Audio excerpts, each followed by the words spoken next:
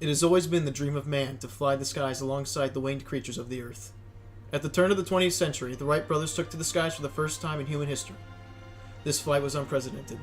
Aircraft became humanity's gateway to the heavens, and has served to connect people worldwide ever since. Within the span of a few years, aviation advanced beyond even man's wildest dreams.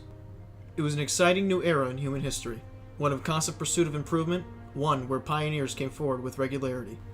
And Igor Sikorsky was one of the greatest pioneers of them all. He was born in Russia in May of 1889, just in time to come of age as the field of aviation was taking off.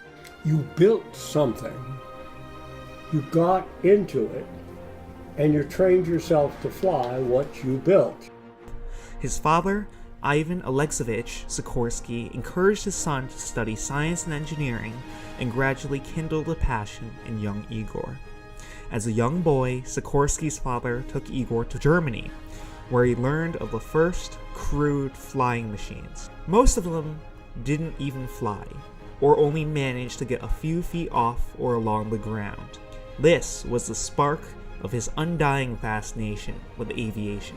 He craved knowledge about how and why these flying machines worked, or didn't. Sikorsky started coming up with ideas. His greatest was adapted from Leonardo da Vinci's rotary winged screw design. Da Vinci had a sketchbook, and it contained depictions of a primitive rotary aircraft, but he was never able to build a working model. Sikorsky's father had introduced the design to Igor as a young boy. When Sikorsky saw this, he realized Da Vinci was onto something. He saw the rotor design that Da Vinci drew, and, using 20th century technology, he believed that he could bring it to life. Around age 11, Sikorsky created his first prototype, a small, toy-like contraption powered by a rubber band. Sikorsky had dreams for his aircraft, and it marked the beginning of his long and storied career in aviation. However, his dream would not come to be. At least, not yet. Following the Wright brothers' first flight in 1903, Sikorsky, who was 14 at the time, started to become actively involved in the design and production of aircraft. In this exciting new age of aviation innovation, new features and designs were incorporated as the industry made giant strides. If you were not a good engineer and you were the test pilot, then this eliminated bad engineers. But when Sikorsky attempted to incorporate his own vision of rotary flight into his designs, he ran head-on into the established design conventions of fixed-wing and dirigible aircraft. From then, he worked within the aviation establishment, designing such innovative aircraft as the Legrand, the first four-engine aircraft with an enclosed cockpit. But even as he created a series of innovative designs, Sikorsky always kept one idea at the back of his mind: the helicopter. Sikorsky would have to put his dreams on hold in 1919, as the Russian Communist Revolution was underway and he feared for his life. He emigrated to America with $600 to his name to avoid violence by radicals.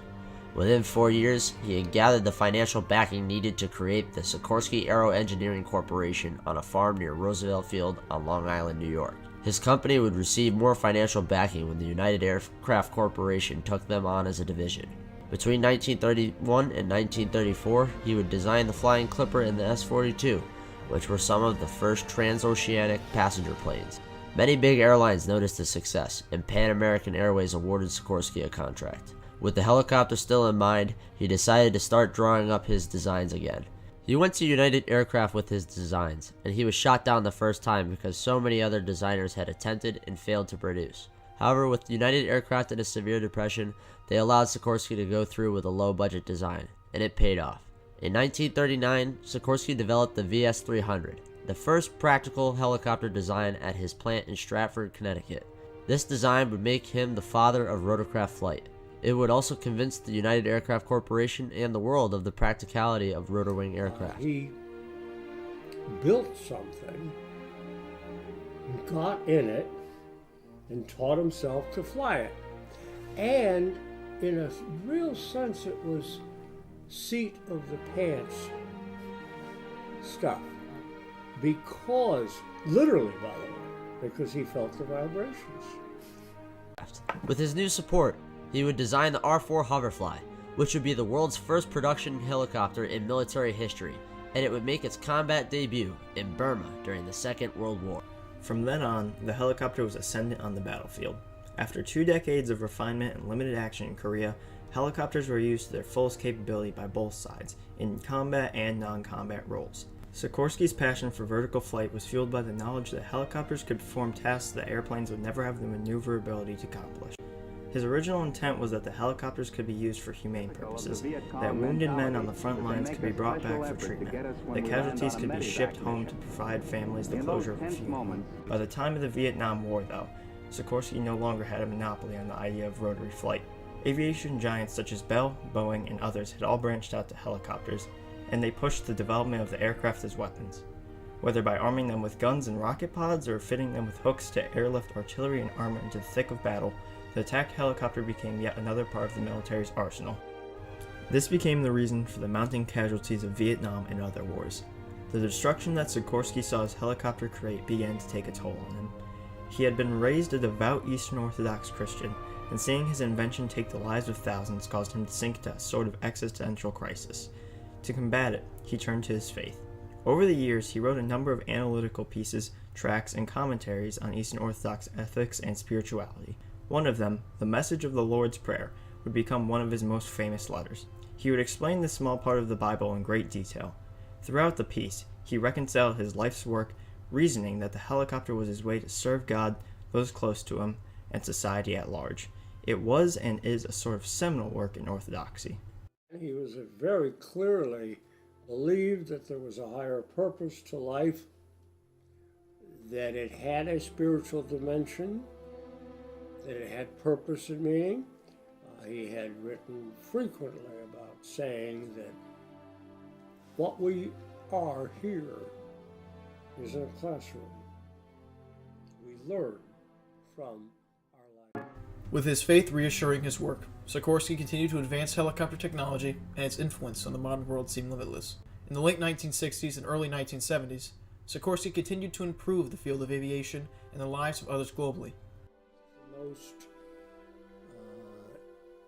grateful or the most impressed when he heard stories about rescue. On October 25th, 1972, Mr. Sikorsky, at the age of 83, would write a letter to Jerome Lederer regarding rescue missions in Sao Paulo.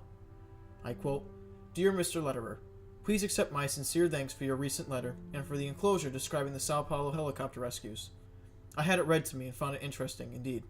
I always believed that the helicopter would be an outstanding vehicle for the greatest variety of life-saving missions, and now, near the close of my life, I have the satisfaction of knowing that this proved to be true. It was good hearing from you, and I thank you again for sending me this information. With kindest personal regards, sincerely, Igor Ivanovich Sikorsky." End quote. That was the last letter he would write. He passed away the next morning on the 26th. He died knowing that his creation, from his direction and leadership, served mankind well.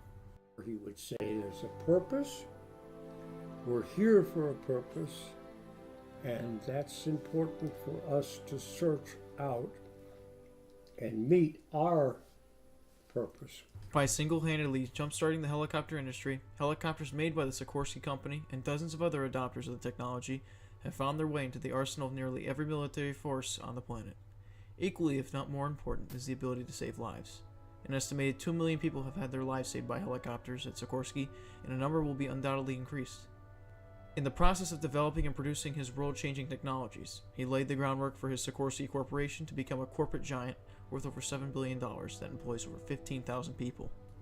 Sikorsky once said, "The helicopter approaches closer than anything else to fulfillment of mankind's ancient dream of flying horse in the magic carpet." By wrangling this mythical desire of man into reality, Igor Sikorsky was not only able to realize his lifelong dreams, but to cement his legacy as an innovator who toiled in the now vindicated hope that his work could change the world.